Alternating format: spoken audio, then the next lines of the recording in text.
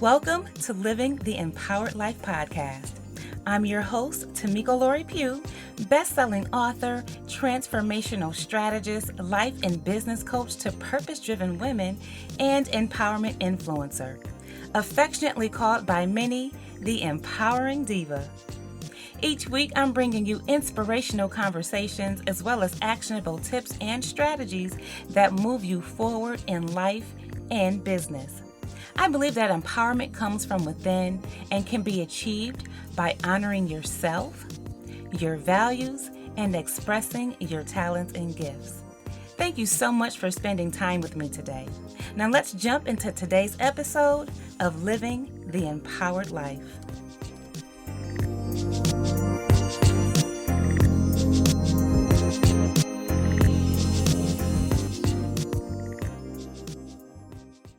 Welcome to another episode of Living the Empowered Life podcast. I'm your host, Dr. Tamiko Pugh. In today's episode, I'll be chatting with Trademark and entertainment attorney Lerae Funderburg. Lerae is the founder and managing partner of Funderburg Law Firm, a boutique Atlanta-based firm focusing on entertainment and business transactions and intellectual property, specifically trademarks and copyrights. The firm's motto is create the business, protect the brand, and build the legacy. All right, so you have heard her professional bio. Now let's go ahead and dive into our conversation with trademark and entertainment attorney Lerae Funderburg. Hi, Lerae. How are you? Hi, I'm wonderful. How are you? I am good. Well, welcome to Living the Empowered Life podcast.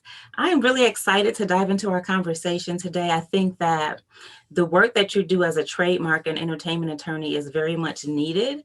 Sometimes we don't know what we don't know, right? Mm-hmm. And so I think the information that you're providing and the service that you do is amazing. And so I work personally with a lot of women entrepreneurs and coaches.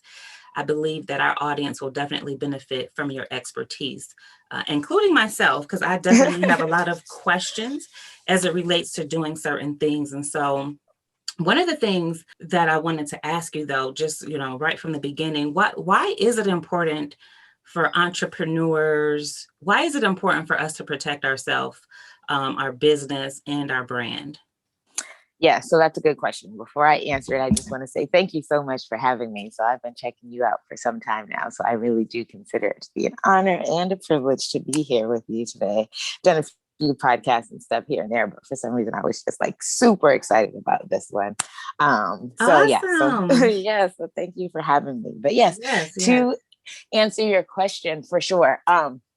Why is it important?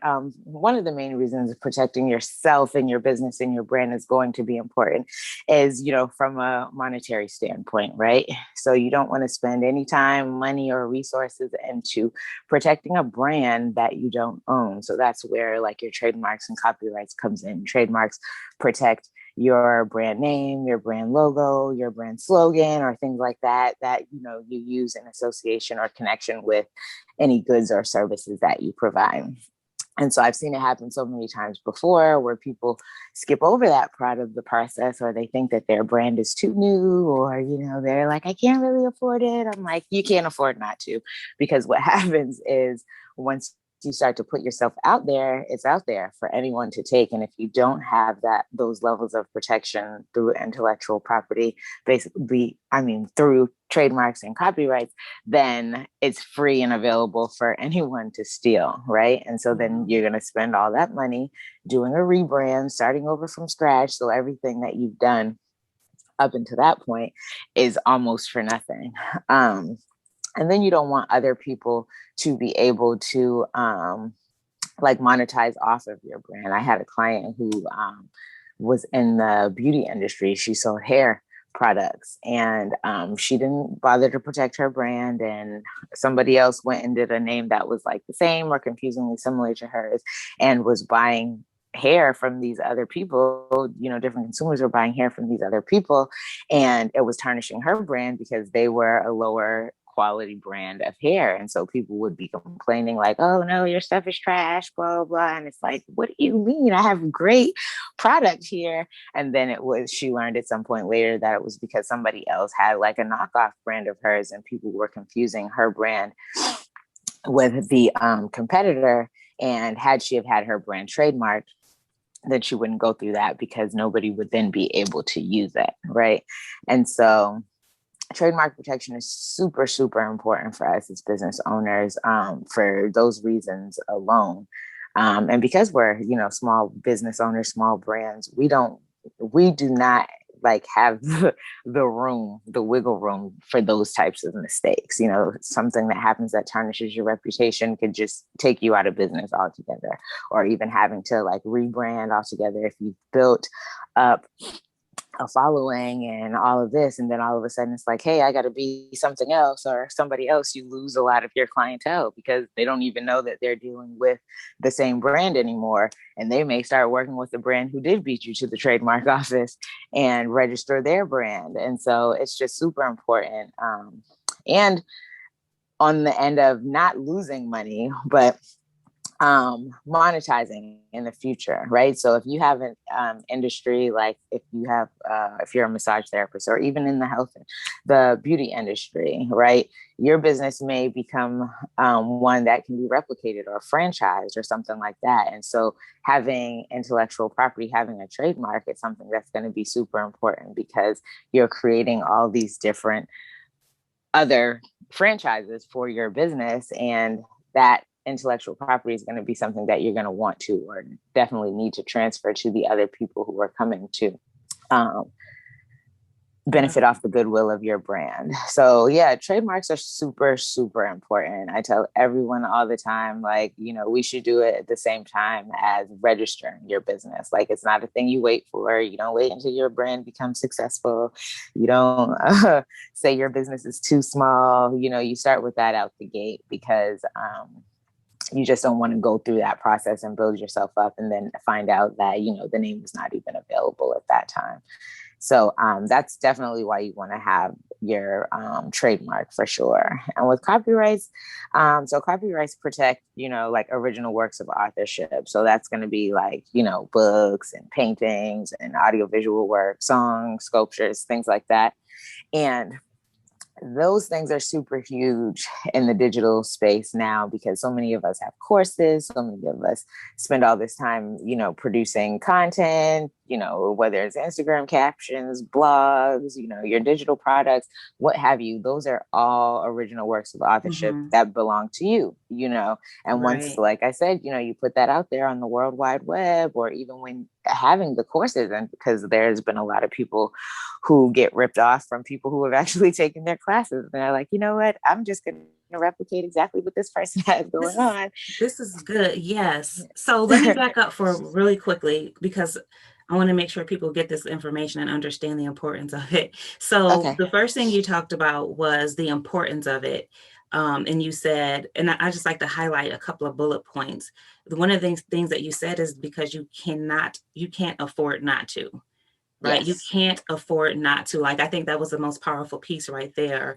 The fact that anyone can just take your stuff and recreate it. Like, I have a life coach training academy, and I have this amazing curriculum. It is copywritten. So my question is, it's copywritten with the US, the Congress, the U.S. Copyright Office. Is that all that we would need? Like, if someone has a curriculum and people actually get copies of the curriculum because it's their workbook, they have it. So if someone were to go out and try to reproduce that, is it protected just by the copyright? Yes, so it is. So actually, the interesting thing about copyrights, and it exists to some degree with trademarks as well, like intellectual property rights are actually granted to us by the Constitution. And I won't nerd out on you guys too much, but what that means is that you have some limited version of those rights as soon as you create these original works of authorship, or as soon as you have a brand name or a logo that you're using in connection with, like, providing goods or services, right? And so doing the federal protection registration is going to give you more rights, like in the sense of, for copyrights, like to answer your question specifically, if somebody were to infringe on your copyright, or, any of your workbooks or any of your course materials, with you having a registered copyright, you now have the right to sue them. And so if you didn't have the registered copyright, you wouldn't be able to sue them. It's like, yes, you could have had the copywritten work, and because copyright protection exists at the moment of creation. So a lot of times people don't know that. Like, so if I was a song lyricist, right, and I'm coming up with these words to a song, and I have them in my head, or if I'm just speaking them to somebody else, that other person has the freedom to run off and take my song because I haven't fixed it in like a tangible medium. But the second I write it down on a piece of paper or type it on my computer or put it somewhere that it can be like, you know, where it's tangible, you can hold it, throw it across the room, like transfer it. And that way, then you do have copyright protection. But like I said, having the registered copyright is what's going to give you the protection that you need in order to actually sue them and make sure that you're ultimately protected. So yes, in your sense, you are very much so. One thing that I would say to do just as an added protection is to make sure you put like copyright language on all of your work, on your websites. You know, you would definitely want to say that, hey, this work is protected by copyright. If anyone wants to use or borrow, redistribute, or any way, shape, or form, this is like the contact person of who it is that you need to reach. In your case too, for doing courses and things like that, another thing I recommend is to provide everyone with NDAs, or at least within your coaching agreements, or however, whatever service agreement that it is that you use, because you definitely want to use an agreement with your clients, is that you have some of that non-disclosure, non-compete, non-circumvention language in your agreements as well, so that you kind of hit it at all angles. You know, it's like, hey, my work is copyrighted. I can sue you for copyright infringement. I could also sue you for breach of contract, for violating this non-disclosure agreement, and things like that. Right. So yeah, the short answer is yes, you are protected in that way, but just to give yourself, you know, more ammunition and more protection, I would advise to definitely do those things as well. Absolutely. So I'm definitely a fan of getting everything copywritten, because we also have a publishing company. So we make sure that we, you know, do the copyright for all of our clients' books. But so here's where I get confused, and I'm sure a lot of people do. And I think this is where you were getting to the trademark. So there are words that I don't understand.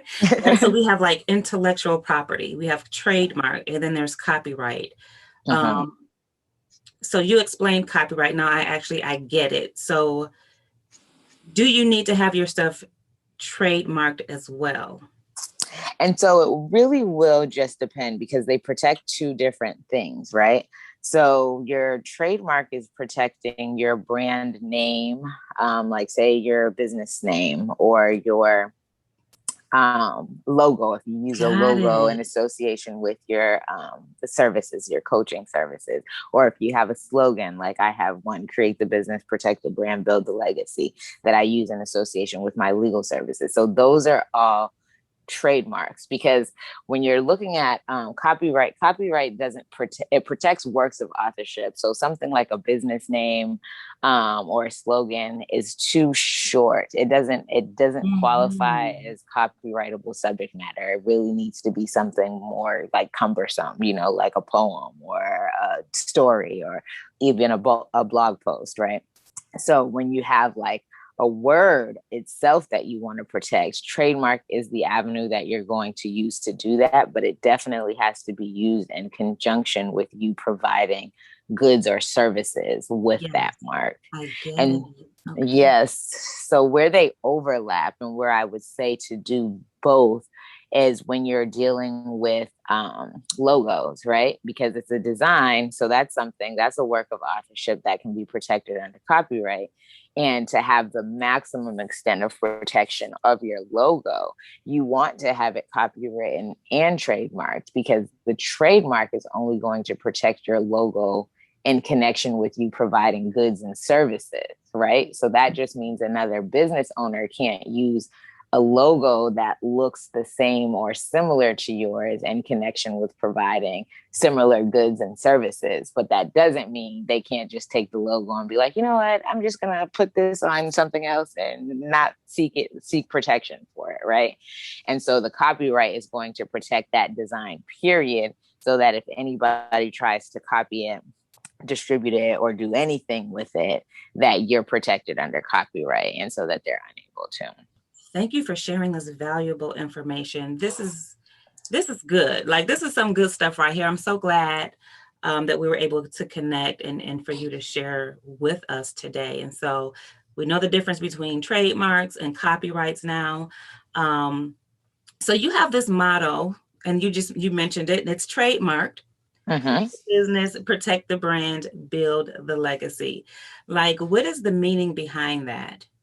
Yes. So actually, there was one point that I left off that is super important before we transition, where it comes to the connection between the copyrights and the trademarks as well, is that a lot of time when we're having logos done, we're not the ones creating them, right? We engage a graphic designer or an artist of some sort to create them for us. I had a question about that. Okay, I think you can answer my question. I had a client, just real quick. I had a client who had a logo created, and I saw the logo somewhere else on Instagram. I'm like, is this your logo? And I screenshot it. And she's like, yeah, where'd you find that? And I was like, it was somebody on Instagram has it. Like, where'd you get this logo? And she got it done on Fiverr. Yeah, Fiverr is like the devil when it comes to intellectual property protection because you don't have it. And the one thing is that people always need to be made aware of is that intellectual property, specifically copyright protection, it exists with the creator of the work. So even if you engage a graphic designer and you have a contract that's like, hey, I'm paying you for these services, what you're not paying them for are the results and proceeds of their services, which is the actual transfer of the copyright that belongs to them. And those are two separate things. And so it's super important to have work for hire agreements, or at least work for hire language within your agreements with whoever is creating the work for you, because that's the only way that you can actually transfer those rights over to you so that you become the owner of them. Otherwise, the person who created it is free to recreate it for somebody else, or, even sell it to somebody else, because it's theirs and they have the right to do that. And it's the same, for photographers and videographers. I tell people that all the time, because, we live in a very, image driven world with social media and things like that. And people have images taken by photographers, videographers all the time. And they think that like, oh, I paid them for my service, so I own my work product, but you don't. Not unless you have work for hire agreements in place. Otherwise, they own it because they're the ones who actually created the works. That's good. So is that what you were getting at? I know I kind of cut you off, but I wanted to throw that in there. Yes, absolutely. I meant to ask about that. Yeah, and that's exactly what happened to her, I'm sure, where she and on Fiverr, they have their little agreements or whatever, but your agreement is with Fiverr, not with the person who you end up working with on Fiverr. And so Fiverr doesn't have the authority to give you rights that they do not have. So you would have to get something signed off by the actual person on Fiverr who's creating your works. And I know that they do that all the time. It's just mayhem. I have so many people who are like, oh, I did it on Fiverr. I'm like, you shouldn't have did that. Yeah. Oh, girl, this is good. Yes. But so to create the business, protect the brand, build the legacy, that was something that I kind of developed over time as I was working. So I started very much in the entertainment industry. In California. I'm licensed in California and in the state of Georgia. And so I was doing mainly film work, then doing legal production for different independent film producers. When I moved back to Atlanta, I started working more in the music industry. That was where I wanted to be. But I want to say it was really after I had my daughter, honestly, I started to I don't want to say I didn't like entertainment as so much anymore, but I really started to understand that like I was doing business work. I was just in the business of entertainment, and all of that work could translate over to people who were running different types of businesses. And I really just wanted to work with Black women who were trying to set themselves up and get out of corporate and be more present for their children and things like that. And I'm like, yes, exactly. Like this is more, I think, where I just do the most good. And so my practice expanded into, like I said, working with different Black women who were just starting their businesses. And so that was where the create the business part of it came from. It was like, okay, we need to start from the basics and definitely create an entity that keeps you personally and individually like not liable for anything that happens under your business. And that's why I always advise to create LLCs or even corporations. LLCs make a lot more sense for your average small business owner because there's less formalities and it's easier to, maintain. And it provides you with that protection that you need as far as not being liable for anything that you do as a business owner, right? So if you're selling, skincare products and somebody tries it and breaks out and they try to come sue you, they can only come after whatever you own as a business owner, whatever are like assets of the business, not everything that you own personally, your house, your dog, anything like that. So definitely creating that business is going to be your first level of protection that I always advise for my clients. Protecting the brand is definitely making sure that you own what it is that you're creating, right? Because as Black people and mothers, I just always felt like, we need to do all of this right from the beginning in order for it to make the most sense. Just period, right? So definitely protecting yourself, protecting the brand so that you own it, and then building the legacy because we're not doing this just for us, right? We're not doing it just to work for the rest of our lives. And what it is that we're putting out in the world is, what people are going to see us as, this what we leave later. But one thing that a lot of business owners and entertainers, everyone actually across the board, always miss out on the estate planning aspect of it. The like, what happens when I'm no longer able to do this myself? If I'm incapacitated or if I pass away, like what happens to my business? What happens to all of the assets that I've acquired, over the time? And so definitely, building out a solid estate plan so that you're planning right now at this stage for, the inevitable. So yeah, that was pretty much where that came from. And those were like all the services that I began providing for my clients, like entity formation, brand protection, and then definitely estate planning. So that was how it came about. So that's good. That's good. And so that was one of the things I was going to ask was what was your personal journey of how you got in the industry? I know that, you're an attorney. Is this something that you've always wanted to do? No, honestly, it's so funny because it was never anything that I wanted to do. I was just one of those people who I was like, you're smart, you should be a lawyer, and I just really like school. I would go to school for the rest of my life if somebody paid me to do it. In fact, I'm still trying to figure out how I can manage that. But so I really enjoyed law school. I did really well in it. And then it was like, after you go to law school, you take the bar, that's what you do. But even then I still didn't think I was going to practice. But it was like, I just need to have the bar under my belt just in case. And I still didn't really know what I wanted to do. And so it took me a while to kind of really get into my career. I bounced around in a lot of different areas of the law. I used to quit jobs left and right. Like, oh no, this is not for me. This is not going to work.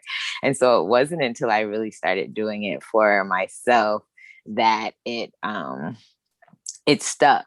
And I really think, honestly, it was more the entrepreneurial aspect of it as opposed to the practicing law piece of it that actually made me love it, and stick with it. But more than anything, it was just like being able to be a part of that process for other Black women who was like, just would come to my office with an idea and a twinkle in their eye and just, seeing it go from idea to like, oh, I have a fully functioning business that's protected and I'm making money and like, yes. So that's really what kept me in it for sure.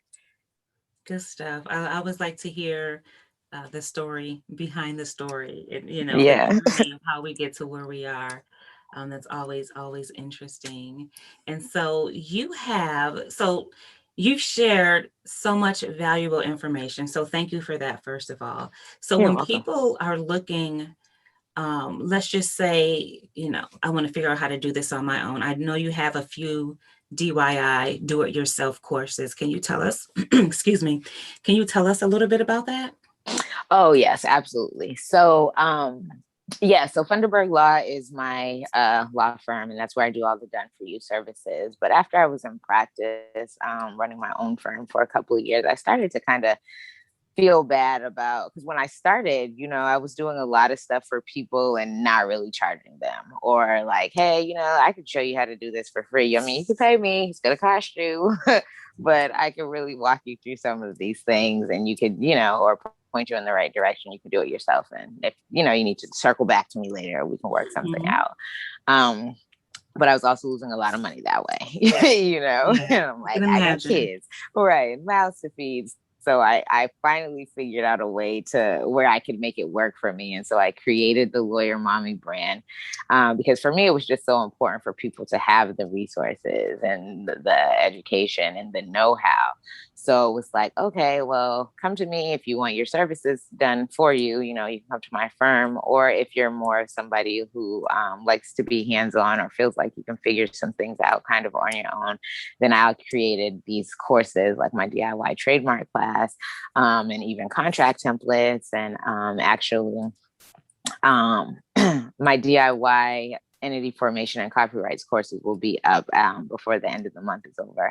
But yeah, it was just so that people could do it themselves. And because a lot of times, when you're starting businesses, you really just don't have the money. You're like, hey, I'm struggling here, but I would really hate for somebody to be in a position where, because lack of funds was an issue, that they set themselves up in a position where, years down the line or months later, they're ending up getting sued or having to pay out crazy money just because they just tried to wing it or, go without. So I wanted to be able to create something where they didn't have to do that.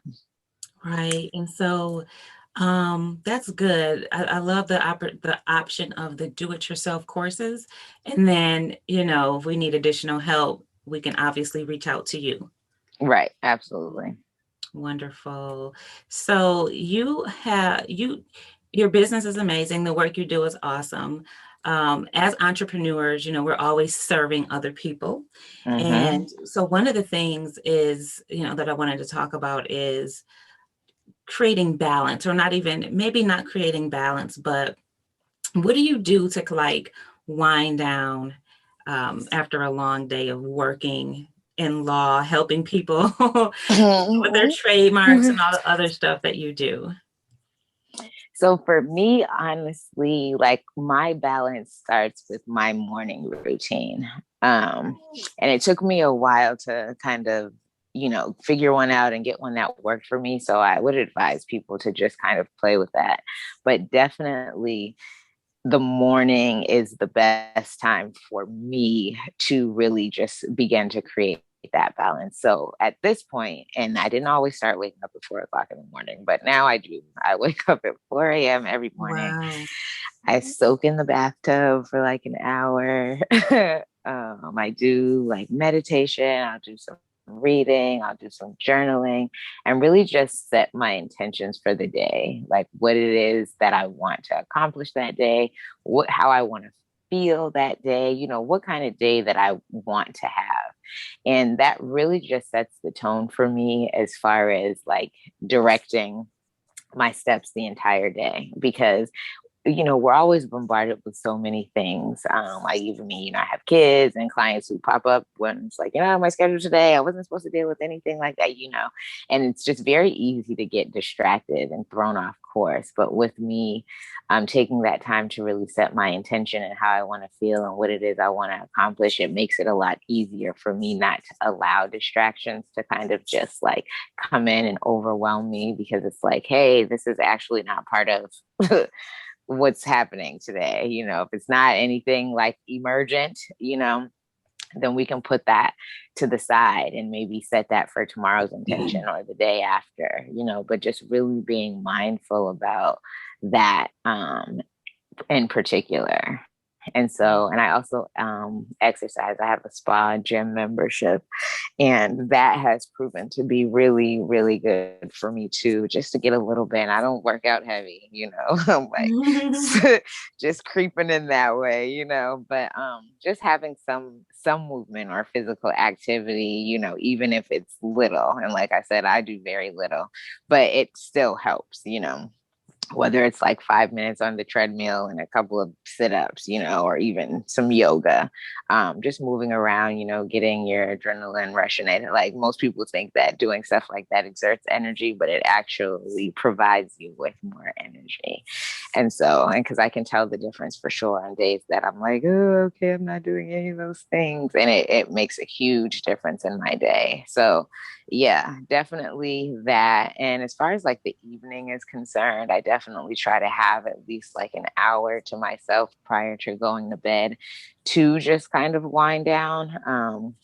I may journal again at night, or at least kind of set my calendar for all the things that it is that I need to do the next day, and kind of just do like a brain dump at night, because it does help me to sleep a lot better. If it's like, oh, okay, I don't have a million things running through my mind, I can just set this aside and say like, hey, this is something that I need to do, tomorrow or at some point during the week. And so it's not heavy on me when I'm trying to go to sleep. Because I'm like, I know if you're like me, like most of us, it's like we're always like just going over this to-do list, all day in our minds. I'm like, what do I need to do and how do I get it done and blah, blah. But if you can find a way to kind of just put it down somewhere, and for me, writing it down is just a way that's helpful. And I do that a lot during the day too, right? Like I keep a running list of things in my mind, so that like if I'm in the middle of something and something pops in my head, like I'm like, let me just write it down. Because if I don't, it weighs on me, so it's just a good way to release and kind of just be light throughout the day. But yeah, I think that's pretty much how I find balance. I think that's amazing. What I really think is amazing is that you wake up at 4 a.m. If I wake up at 4 a.m., it's usually to use the restroom. I'm like, oh man, you broke my sleep. I got 3 more hours to go before I'm literally supposed to get up. So right. I think that is absolutely amazing. I have some of the same morning routine and rituals as it relates to like meditation and, making sure I work out, making sure that I'm mindful of what's happening and, really mentally preparing myself for the day. But I start at 7. And I mean, it really, it's on you. Because I mean, I started at 7 at some point too. For me, the 4 o'clock came within probably like the last 3 to 4 months. But and it was definitely a struggle, like for the longest. But over time, my body just got used to it. But I really just enjoyed that time, like to be able to take a bath for an hour in the morning. Like I would never be able to do that if I woke up at 7 o'clock. I have kids, I got to get them up and get them ready for school and all of those things. So it's like, that's that time where I'm like, the entire world is quiet. You know what I mean? I'm like, there's no, like absolutely no distractions. No one's texting me, no one's emailing me. My kids are definitely asleep. And so it's like really, really the best time for me to just get centered. I love it. I absolutely love it. And so, of course, this is Living the Empowered Life podcast. And Living the Empowered Life is really about helping women to create an empowered life and business, focusing on the mental, physical, and spiritual aspects. And so, what does it mean to you to live an empowered life? Oh, for me, I would say living an empowered life is all about like, I don't want to say knowing your purpose, because honestly, I feel like I'm just now figuring out what mine is, but definitely doing your part and trying to like actively figure that out, and using all of like, your passion, your skills, your experiences, and everything that you have and learned up in this point to really just allow you to figure out a way to live your life exactly the way that you want to live it, and without any, like without managing other people's expectations, without worrying about, what other people think of you, really just figuring out your inner voice, learning when that voice is speaking to you and honoring it and moving in that direction. And so, like, really, trusting yourself, trusting your heart, and really just trusting the process and knowing that everything is going to work out for you in the end, regardless of what things may look like in the present moment. Yes. Oh my gosh, I absolutely love that. And living your life the way that you want to live it and honoring and being okay with it. So I wholeheartedly agree with everything that you just said. And so, do you have anything that's coming up, any upcoming initiatives that you want to share with us? And as you're thinking about that, also let us know how we can stay connected with you. Okay, so I think this was like why I was so excited to talk to you today because so I do. So I am transitioning. And it's because I've spent so much time on like my well-being journey and doing the spiritual work and meditation and yoga and the, like really just getting to know myself. And I've finally gotten to that like peak point of like inner peace and inner joy. And it has been a struggle. Like, I mean, I've literally been trying to find this point for, probably like 4 or 5 years, and doing all the work and doing the coaching and taking the classes and reading all the books and, all the exercises. And it was just like not clicking for me for whatever reason. But at some point over the last couple months, it really has. And I'm like, this is something that needs to be shared with the world. And I want to be that person for people in the legal industry, specifically, Black women lawyers, especially Black women lawyer moms who, because I'm like in the legal profession, I'm sure as an entrepreneur for sure, but especially in the legal profession, like we're always putting the needs of everyone else before our own and never really take the time to work on ourselves at all. And, we're in that like toxic masculine field or energy and like always putting on these different faces and roles just to like do our job all of the time. And it's exhausting. I mean, it's really exhausting. It's really heavy. And if you don't have the right tools, it can really eat away at you. And I'm like, that's why there's such high depression rates and suicide rates and like substance abuse rates in the legal profession, especially because it's a high stress job and for like all the other things that I was mentioning. And I'm like, I think we just really need to be taught how to tap into that other part of ourselves. And one of the reasons I think it was so hard for me is because, lawyers, we're very intellectual and logical. And so that like spiritual piece of it is like very hard to like grasp, we're looking for like the book text version of like, oh no, it has to make sense, it needs to be technical, scientific. And yeah. And so I'm like, I think that's why it even took so long for me. And I feel like that's something that other people who are very much in my position are experiencing. And I'm like, no, I have the key. Like I've done all the work for all these years. Like I have figured it out. And I want to help other people to really just be other women lawyers to be very like happy, fulfilled, and satisfied within their professional and, personal life. And so I've been working on putting that together. Honestly, last night I was like putting together my whole curriculum. I couldn't even sleep. I was up. I was so excited. But so that is one thing that I'm working on. I love that. I love it. I mean, that's amazing. It's your personal journey and your personal story. And I believe that the things that we go through are meant for us to help other people, either to prevent that or to kind of help them to overcome that. So I think what you're doing is amazing and is much needed for that specific group of women. Yes, thank you so much. I appreciate that support because I'm telling you, once I start telling people, they're going to be like, wait, what? Who does that? But I'm like, yeah, I do. That's it. But and then I mentioned the entity formation DIY class and the copyright DIY class will be up on my Lawyer Mommy site before the month is up. But other than that, you can find me on Instagram at I recently changed my tag from Lawyer Mommy Lerae to now it's Zen Lawyer Mommy. So Nice. that's me on IG. Or my firm site is at Funderburg Law. And yeah, my websites are funderburglaw.com or lawyermommylerae.com. Wonderful. So before we close out, I just want to make sure that you had an opportunity to share everything you wanted to share, which you've already shared a whole lot. Yes. But if you have a charge for the audience, something inspirational you want to close out with, now would be your opportunity to do that.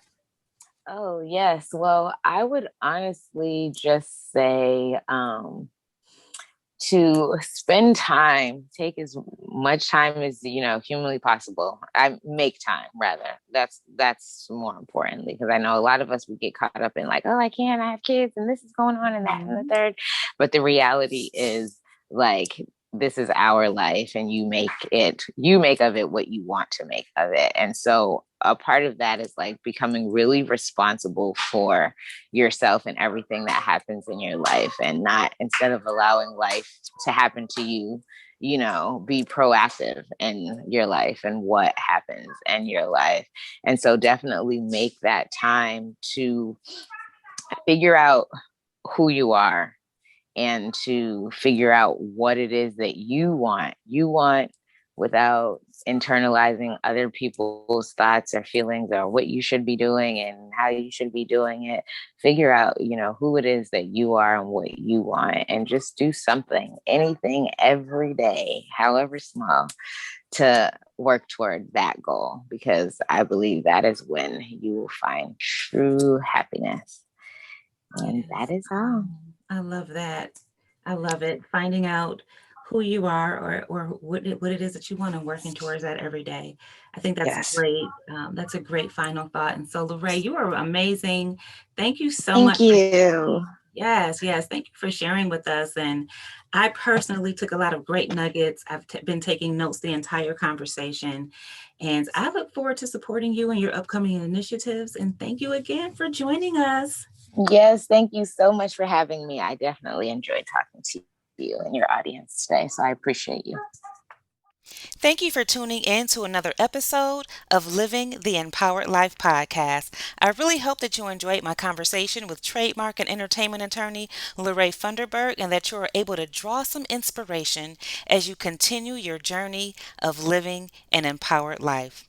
And remember, legacy is not what I did for myself, it's what I'm doing for the next generation.